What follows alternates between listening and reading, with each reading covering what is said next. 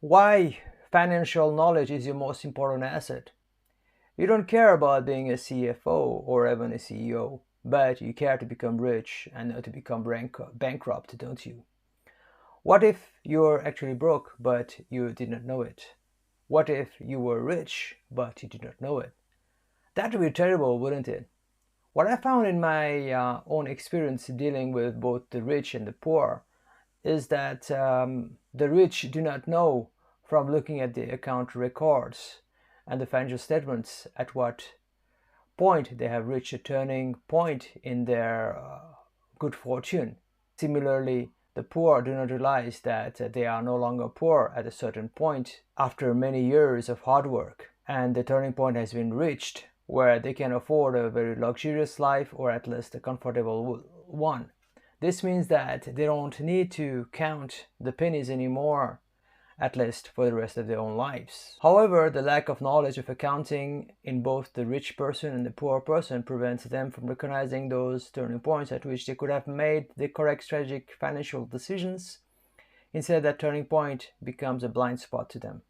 Nonetheless, that ignorance doesn't scare them because they don't know what they don't know. How pathetic. Fourth analogy, keeping and reading scores. So studying accounting and finance is to avoid those two fates among many others related to money. I wish the syllabus dedicated a whole chapter to what I'm going to say here, but it's not happening anytime soon. So this section will fill in this gap at this moment.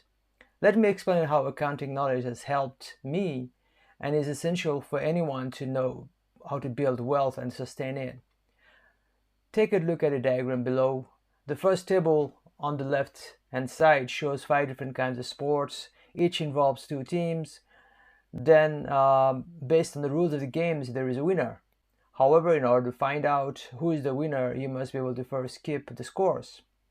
That would be done by the referee, but once the scores are on the board, we as an audience must know how to read the scores to determine the winner. For example, in football, Real Madrid scored 2 goals and Barcelona scored 1 goal. Obviously, Real Madrid is the winner. Similarly, for basketball, you'll notice that the number of points in the basketball are much higher than the number of goals in football. This also means that you cannot compare the score of basketball with those of football. In baseball, the metric used to decide the winner is runs. Here, the New York Yankees have won with 2 extra runs. In tennis, it becomes a bit harder to read the scoreboard. First, it consists of points like 15, 30, and the sets. Then it consists of 6 sets of rounds. So as you can see, Iga Swiatek, who is the number 2 tennis player in 2025, won this particular match in a 4-set game.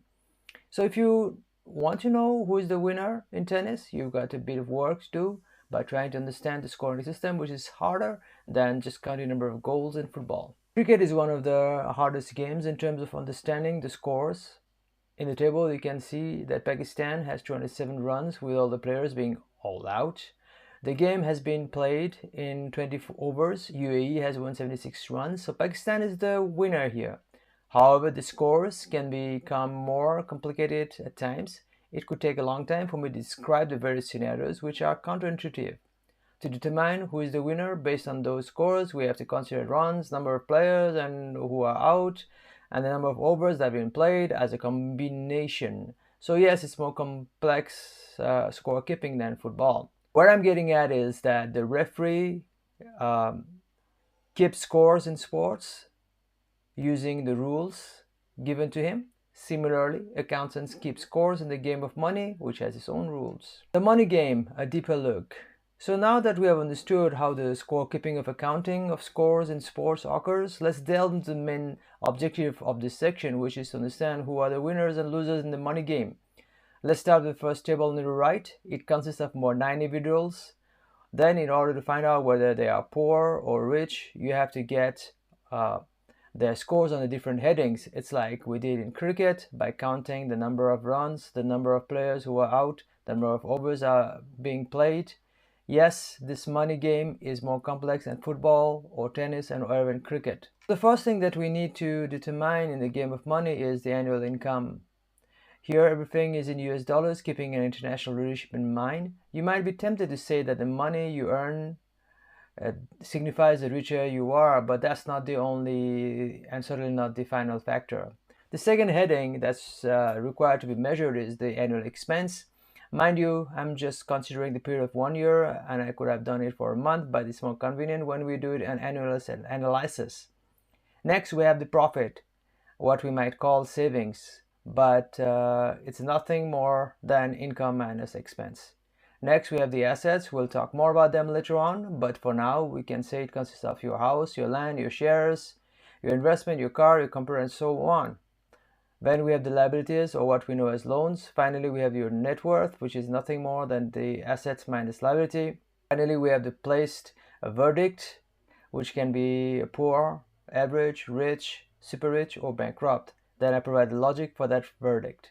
The super rich and the bankrupt. Let's start with super rich because that's what we aspire to become, right? Although I've written the name Emily Davis here, I've shown her financial scores. This could be the same type of score distribution for Bill Gates, Mark Zuckerberg, or any millionaire or billionaire you know of. Only numbers will be bigger. So you can see that she has an annual income of 300K, which is a lot. She also spends a lot of money, which is 200K, but is able to save or make a profit of 100K. That's a hefty sum. She has 2.5 million in assets. She is very smart and has almost no loans, only 20% of her assets, that is 500K. So she has a net worth of 2 million. Now let's look at the case of bankruptcy. What does that actually mean? We hear of it so many times, but in terms of financial scoreboard, in the money game, it must be represented in one way or the other, right? While it might be fun to have a score sheet like Emil Davis's, having one like Robert Evans and Amanda Carter's might be the killer being the victim of the horror movie. But that's not the worst part. It's actually to have reached a turning point in your money game that will eventually lead you to bankruptcy and not having known about it because you could not know how to read the score of your money game. And out of the blue, you find yourself bankrupt without a single penny and owing the world.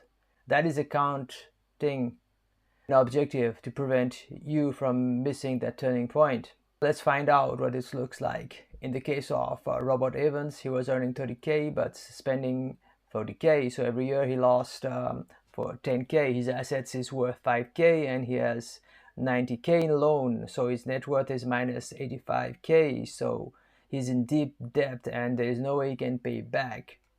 Robert is insolvent or bankrupt. Amanda Carter is in even worse situation with no income. Her expense is less, uh, only for 10K, but as you can see, her net worth is much lower because she took a loan of 150K. The turning point.